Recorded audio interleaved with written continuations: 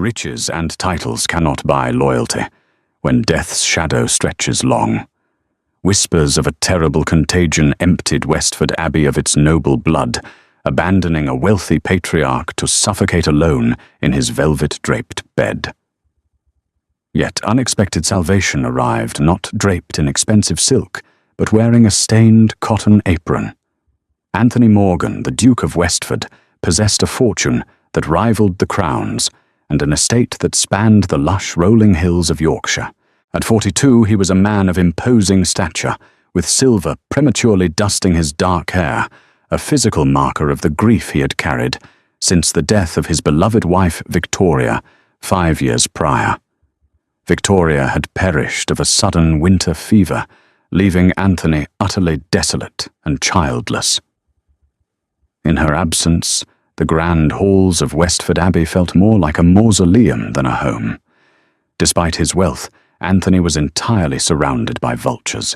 His younger brother, Lord Truett Morgan, along with Truett's haughty wife, Lady Josephine, had taken up permanent residence in the east wing of the abbey. Truett was a man whose ambitions far exceeded his talents, possessing a gambling debt whispered to be in the tens of thousands of pounds among London's elite gentlemen's clubs. To Truett, Anthony's continued existence and his refusal to remarry and produce an heir was a frustrating delay to an inevitable inheritance. The tragedy began on a damp, unforgiving Tuesday in late October.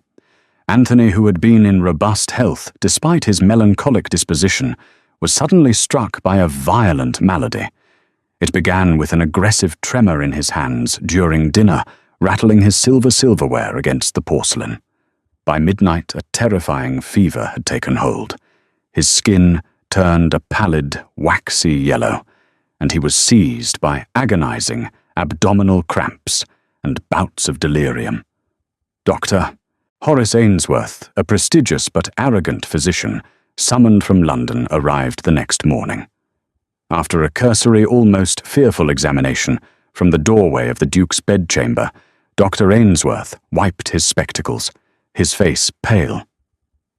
"It presents like the Asiatic cholera," Ainsworth declared to a horrified Lord Truett in the drawing-room. "Or perhaps a virulent form of typhus, highly contagious, lethal in a matter of days. I strongly advise that the household be evacuated to prevent a localized plague." The reaction was instantaneous and entirely devoid of familial affection. Lord Truett did not rush to his brother's bedside to offer comfort. Instead, he ordered the carriage prepared. Within 3 hours, Truett, Josephine, and their children were gone, fleeing to their townhouse in Mayfair, London. They left behind a terrified staff and a dying Duke. Panic is a highly infectious disease of its own.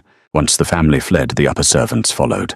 The butler, the valet, the housekeeper, and the senior footman packed their trunks and vanished into the Yorkshire mist, leaving the grand Westford Abbey eerily silent. Only 3 people remained in the sprawling 100-room mansion: the groundskeeper, an elderly cook who was too frail to travel, and a 21-year-old chambermaid named Rosalind Carter. Rosalind was not bound to Westford Abbey by loyalty to the title, but by the desperate necessity of survival. The daughter of a disgraced glassmaker who had died deeply in debt, Rosalind had no family and nowhere to go. Her wages meagre, as they were, kept her from the unforgiving walls of the workhouse. She was a quiet girl, observant and resilient, possessing a practical intelligence hidden beneath a modest linen cap and a drab grey uniform. On the second day of the Duke's illness, the silence of the house became oppressive. The elderly cook, Mrs. Higgins, refused to go above the ground floor, terrified of the bad air. "He will die, Rosalind," Mrs. Higgins croaked, stirring a thin broth over the kitchen fire. "It is the way of the world. The rich die just as the poor do, only in grander beds. Do not go up there. You will catch your death." But Rosalind could hear the faint, agonized groans echoing down the grand staircase. She imagined the Duke, a man who had once spoken kindly to her. When she dropped a pile of linens in the hallway, dying completely alone, parched and terrified. Her conscience, forged in the fires of her own past suffering, would not allow her to sit idle. Gathering a basin of cool water, fresh cloths, and the bowl of thin broth, Rosalind ascended the grand oak staircase. She pushed open the heavy mahogany doors of the master suite. The air inside was foul thick with the smell of sickness and sour sweat. The heavy velvet curtains were drawn tight, plunging the room into an artificial suffocating night. Anthony lay tangled in his sweat-soaked silk sheets, his eyes rolled back, his breathing a shallow, ragged rasp. He was completely unrecognizable from the formidable duke who commanded the county. Rosalind set to work. She threw open the windows, letting the biting, crisp Yorkshire air sweep away the stagnation. She stripped the soiled linens, bathing his burning skin with cool water, her hands gentle but firm. For 3 days and 3 nights, Rosalind barely slept. She sat in a hard wooden chair beside his bed, forcing droplets of water and broth past his cracked lips, soothing him when the delirium made him thrash and cry out for his late wife Victoria. "I am here, my lord. You are not alone," Rosalind would whisper, wiping the sweat from his brow, acting as the anchor keeping him tethered to the mortal world. By the 5th day, the violent fevers began to subtly wane, but a new, more insidious symptom emerged. Anthony was plagued by a terrifying lethargy and a severe burning pain in his throat and stomach. Dr. Ainsworth returned to the abbey, his face shielded by a handkerchief soaked in vinegar. He seemed genuinely shocked, and perhaps mildly irritated to find the Duke still drawing breath, and even more surprised to find Rosalind a mere maid attending him. "You are a foolish girl," Ainsworth muttered, keeping a wide berth from the bed. "But since you are here, you must administer this medicine. It is a powerful tincture. 5 drops in a glass of water twice a day.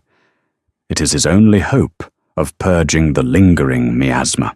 He handed Rosalind a small dark glass vial, collected his exorbitant fee from the estate's lockbox in the study, and swiftly departed again for London, promising to send updates to Lord Truett.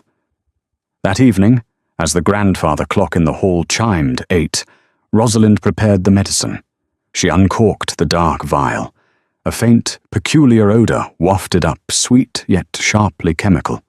It smelled faintly of bitter almonds and garlic. Rosalind paused the glass dropper, hovering over the water. Her mind flashed back to her childhood in the glass-making district of London. Her father had worked with heavy metals and chemical compounds to colour the glass. Towards the end of his life, he had fallen ill.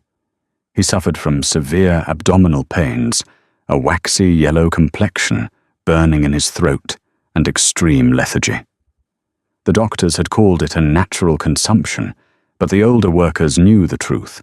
It was the glassmaker's curse, chronic arsenic poisoning. The scent of the vial, the sudden onset of the Duke's illness, his brother's massive debts and convenient flight, the doctor's arrogant negligence. A cold knot of dread tightened in Rosalind's stomach. She dipped the tip of her pinky finger into the vial and touched it briefly to her tongue.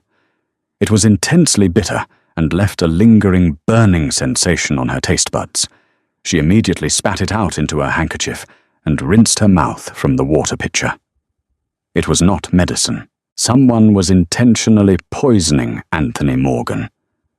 If she accused Lord Truett or the esteemed Dr. Ainsworth, who would believe a penniless chambermaid, she would be dismissed, arrested for theft or slander, and the Duke would be quietly finished off by another hired hand.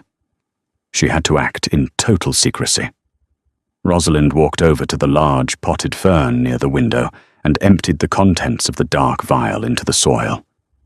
She then went down to the kitchens. She remembered the poultices and herbal teas her mother used to brew to ease her father's suffering. She ventured out into the dark, damp estate gardens with a lantern. She dug up burdock root, gathered fresh milk thistle, and pulled sprigs of mint. Returning to the kitchen, she brewed a strong, cleansing tea, designed to support the liver and flush toxins from the body. When she returned to the bedchamber, Anthony was awake. His eyes, though sunken and shadowed, were lucid for the first time in a week. He looked at the girl standing over him, holding a steaming cup of foul-smelling liquid. "Who are you?" His voice was a dry, brittle rasp, barely above a whisper. "I am Rosalind, your grace. I am a chambermaid," she replied softly, stepping forward. Anthony tried to push himself up, but his muscles betrayed him. Where is Truett? Where are the servants?" Rosalind hesitated. "They are gone, your grace. They feared the contagion. They left for London." The words landed like physical blows. Anthony closed his eyes, a profound, bitter sorrow washing over his pale features. The brother he had supported, the staff he had generously employed, all had fled at the first sign of death. He looked back at Rosalind, taking in her exhausted appearance, the dark circles under her eyes, her stained apron. "And you stayed?" he asked, his voice cracking with emotion. "Someone had to make sure you did not die in the dark, your grace," she said simply. She offered the cup. "You must drink this. It is a tea I brewed. It will not taste pleasant, but you must drink every drop." "Did Ainsworth prescribe this?" Anthony asked, eyeing the dark liquid. "No." Rosalind lied smoothly, her gaze steady.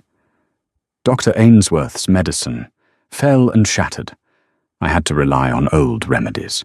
Anthony too weak to argue, and feeling a strange instinctual trust toward the only person who hadn't abandoned him, drank the bitter concoction. Over the next 2 weeks, the dynamic in the great house shifted entirely. Rosalind became Anthony's sole lifeline. She fed him the herbal cleanses, prepared easily digestible broths, and read to him from the vast library to pass the agonizing hours of his recovery. As the poison slowly left his system, his strength began to return. The yellow pallor faded from his skin, replaced by a healthy, albeit pale complexion. During those long afternoons, the boundaries of class and title began to dissolve. Anthony discovered that Rosalind was not merely a servant, but a woman of sharp wit, quiet dignity, and a profound understanding of human nature. She learned that the formidable Duke of Westford was beneath his stoic exterior, a deeply lonely man who felt trapped by the immense weight of his legacy. "Why did you really stay, Rosalind?" Anthony asked one evening. He was sitting up in a chair by the fireplace, wrapped in a thick wool blanket, watching the flames dance. Rosalind paused in her task of sweeping the hearth. "Because I know what it is like to be entirely abandoned to the world, your grace. And I decided a long time ago that if I ever had the power to prevent someone else from feeling that coldness, I would." Anthony looked at her, truly looked at her. The firelight caught the soft curves of her face and the golden flecks in her hazel eyes. For the first time since Victoria died, he felt a spark of genuine warmth ignite in his chest. But the peace of Westford Abbey was a fragile illusion. In London, Lord Truett was growing impatient. The letters from Dr. Ainsworth had promised a swift end, yet weeks had passed without the black-bordered letter announcing his brother's demise. One crisp November morning, the sound of carriage wheels crunching against the gravel driveway shattered the morning silence. Rosalind, looking out from the second-floor window, felt her blood turn to ice. A grand carriage bearing the Westford crest had pulled up to the front steps. Out stepped Lord Truett Morgan, accompanied not by his family, but by Dr. Ainsworth and 2 burly, intimidating men who looked more like street thugs than gentlemen. Truett had come to finish the job himself. Danger arrived with the unmistakable crunch of carriage wheels on the gravel drive, tearing through the tranquil morning of Westford Abbey. Rosalind abandoned her task of dusting the window frames and pressed herself against the heavy velvet curtains, peering down into the courtyard. Below the damp Yorkshire mist, clung to the dark cloaks of 4 men. Lord Truett Morgan stepped down, first his face set in a grim, impatient sneer. Beside him was the cowardly doctor, Ainsworth clutching his black medical bag like a shield. Flanking them were 2 strangers, brutish men with scarred faces and thick shoulders looking entirely out of place among the manicured hedges of a ducal estate. Terror cold and sharp flooded Rosalind's veins. Truett had not returned to check on his brother's recovery. He had returned to ensure his demise. Spinning away from the window, Rosalind dashed across the vast expanse of the master bedchamber. Anthony was sitting in his winged armchair by the hearth, a thick woolen blanket draped across his lap. He held a leather-bound volume of poetry, his colour much improved, though he remained physically frail. He looked up at her sudden, frantic movement, a question forming on his lips. "Your brother has returned." "Your Grace." Rosalind gasped her voice, trembling despite her best efforts to keep it steady. "Lord Truett is downstairs, and he has brought Dr. Ainsworth and two very dangerous-looking men." Confusion momentarily clouded Anthony's grey eyes. Truett, but Ainsworth's letters stated it was unsafe to return. Why would he bring strangers to my sick room? Because he does not intend for it to be a sick room. Much longer, my lord, Rosalind said, dropping to her knees beside his chair. She knew she had to confess everything right now, or they would both be dead within the hour. "You must listen to me, and you must believe me." "That medicine, Doctor. Ainsworth prescribed weeks ago the dark vial. It was not medicine. It was arsenic." Anthony stiffened the book, slipping from his grasp and landing on the floorboards with a dull thud. "Arsenic, Rosalind. What are you saying? Ainsworth is a respected physician. Truett is my own flesh and blood." "I am a glassmaker's daughter," Rosalind urged, grabbing his cold hands. "I watched my father die of the glassmaker's curse, chronic arsenic poisoning from the chemicals he worked with. I know the smell. I know the bitter taste. I know the symptoms, the sudden sickness, the burning throat, the yellow pallor. I poured Dr. Ainsworth's poison into the soil of that fern over there. That is why you are alive today. Lord Truett has grown tired of waiting for the poison to work. He has come to finish the deed himself." Silence stretched between them, heavy and suffocating. Anthony stared at the young maid, his mind racing. To accept her words was to accept that his only remaining family was actively trying to murder him. Yet looking into Rosalind's desperate, honest hazel eyes, the pieces of the puzzle horrifyingly locked into place. Truett's staggering debts to Mr. William Crockford at the notorious Crockford's Club in London. Truett's hasty departure, the doctor's arrogant dismissal of his symptoms. The betrayal cut deeper than any physical blade, carving a hollow cavern into his chest. "Lock the doors," Anthony commanded, his voice suddenly stripped of all its former weakness, replaced by the chilling authority of a duke. "Throw the deadbolts, then go to the bottom drawer of my writing desk. Bring me the mahogany box." Rosalind scrambled to obey. She sprinted to the double oak doors, twisting the heavy brass keys and sliding the thick iron deadbolts into place just as she heard the distant echo of heavy boots ascending the grand staircase. She rushed to the antique writing desk, pulled open the bottom drawer, and retrieved a polished mahogany box. Carrying it back to Anthony, she opened the lid. Inside, resting on crimson velvet, was a pair of beautifully engraved flintlock pistols alongside a powder flask and lead balls. "Load one." Anthony instructed, his jaw clenched tightly as he struggled to sit up straighter in his chair. I do not know how your grace—" Rosalind stammered, staring at the deadly weapons. "I will tell you," Anthony said, his eyes fixed on the bedroom doors. With calm, precise instructions, he guided her trembling hands through the process of pouring the black powder, tamping the lead ball, and priming the pan. By the time she handed the heavy loaded weapon to him, The footsteps had stopped right outside their sanctuary. A heavy fist pounded against the mahogany doors, rattling the brass handles. "Anthony!" Lord Truett's voice boomed through the thick wood, dripping with false concern. "Anthony, it is Truett. Dr. Ainsworth is with me. We have come to bring you back to health. Open the door." Anthony rested the heavy barrel of the flintlock on the arm of his chair, thumbing back the hammer with a sharp metallic click. "I am quite well, Truett," he called out, his voice projecting across the room. "You may leave your physician outside. My staff has attended to me adequately." Outside the door, Truett paused.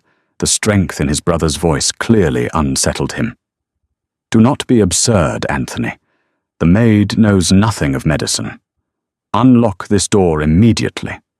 It is for your own good." "The door remains locked," Anthony replied coldly. "Return to London, Truett. Your presence is neither required nor desired." A low, furious muttering erupted in the hallway. Rosalind could hear Truett speaking in hushed, urgent tones to the thugs.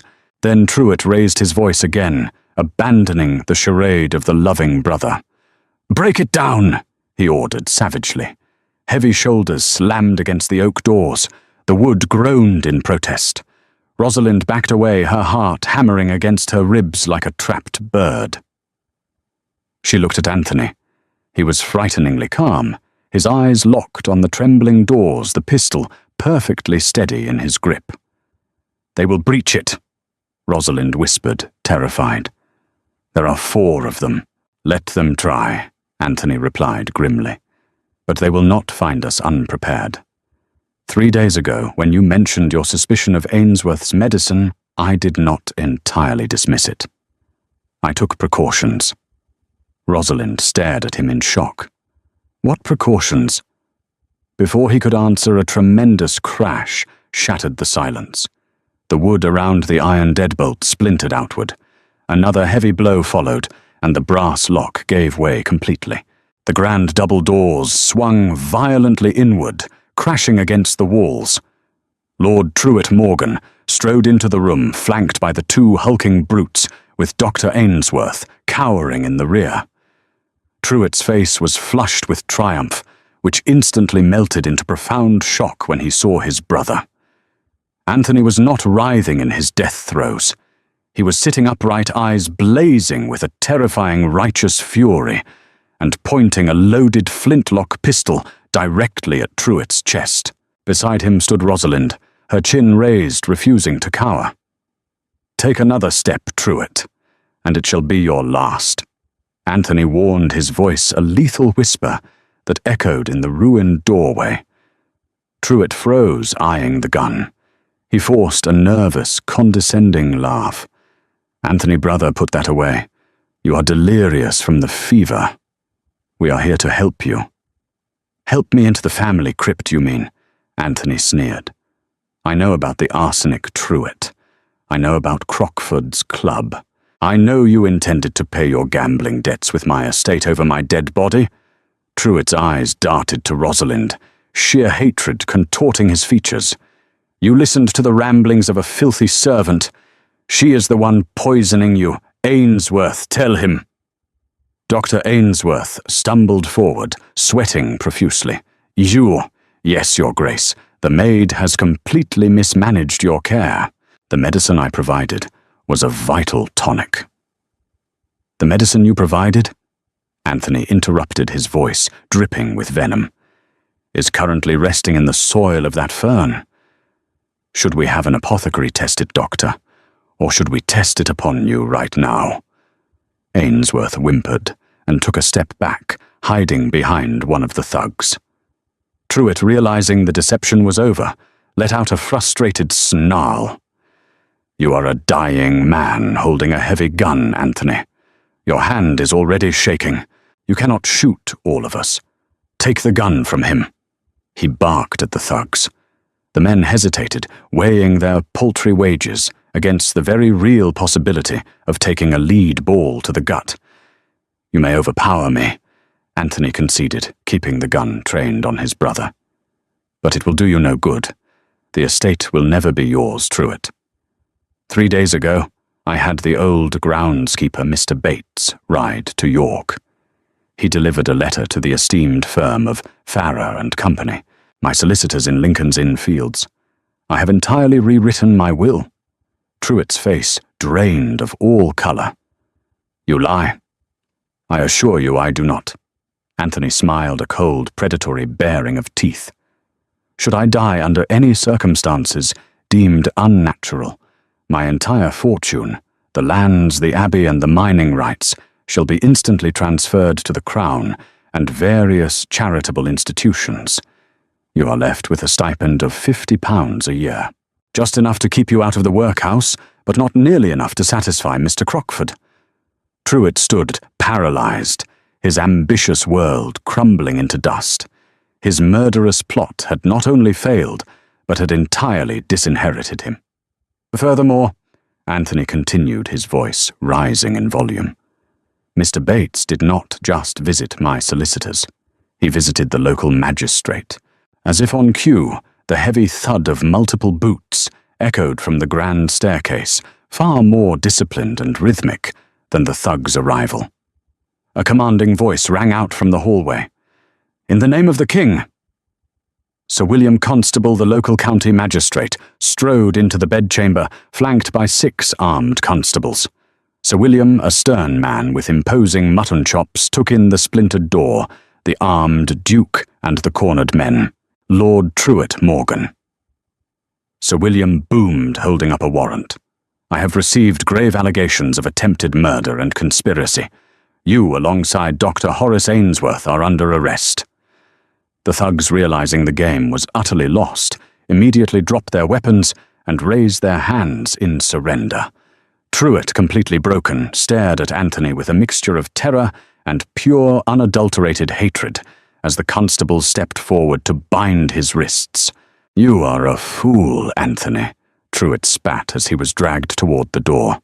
You have no family left. You will die alone in this draughty tomb. Anthony lowered the pistol, the massive adrenaline rush finally beginning to wane.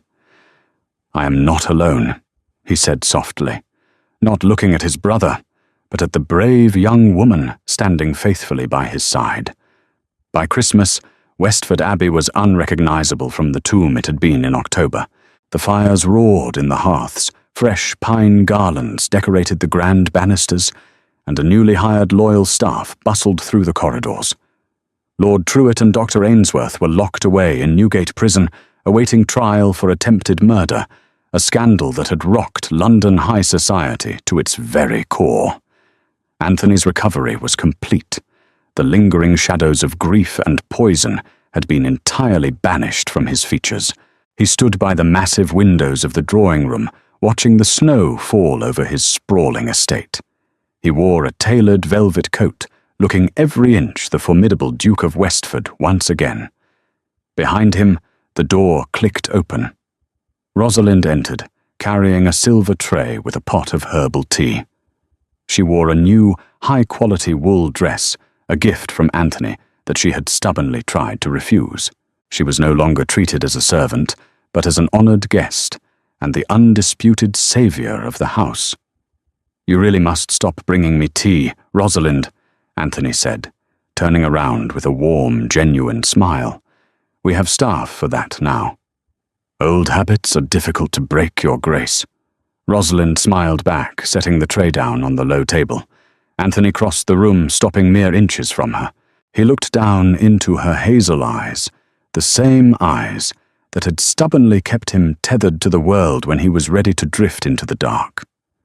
I have received letters from London, Anthony began softly. Society expects me to travel south for the season. They expect me to find a suitable wife of noble birth to produce an heir and to carry on as if the betrayal of my own blood never occurred. Rosalind looked down, a sudden heavy sorrow tightening her chest. She knew this day would come. The Duke belonged to a world of aristocracy and privilege, a world she could never enter. That is what is expected of a duke, my lord, she whispered. To hell with what is expected, Anthony said fiercely. He reached out gently, taking both of her hands in his. I have learned exactly what noble blood is worth, Rosalind. It is worth less than the dirt on your apron the day you decided to save my life. You possess more courage, more honor, and more grace than any duchess in England. Rosalind's breath hitched, her eyes widening as she looked up at him. Anthony, she breathed, using his Christian name for the very first time. I do not want a suitable wife. Anthony continued, his voice thick with emotion. He slowly dropped to one knee, ignoring the slight twinge in his still recovering joints. I want the woman who sat in the dark with me, the woman who risked her life to give me mine back. Rosalind Carter, I love you. Will you do me the profound honor of becoming my wife and the Duchess of Westford? Tears spilled over Rosalind's eyelashes, tracking down her cheeks. The lonely, desperate girl who had been abandoned by the world was finally home. She squeezed his hands tightly, a radiant smile breaking through her tears. Yes, she whispered. Yes, Anthony. I will. And in the warm glow of the fireplace, far away from the toxic whispers of high society, the Duke and his maid forged a new legacy, proving that true nobility is never born. It is proven in the darkest of nights. Did this tale of betrayal, poison, and unexpected love keep you on the edge of your seat? If you enjoyed the Duke and Rosalind's thrilling journey from death's door to happily ever after, please hit that like button. Share this video with fellow historical romance fans, and don't forget to subscribe to our channel for more captivating, true-to-life historical dramas. Drop a comment below with your favorite twist.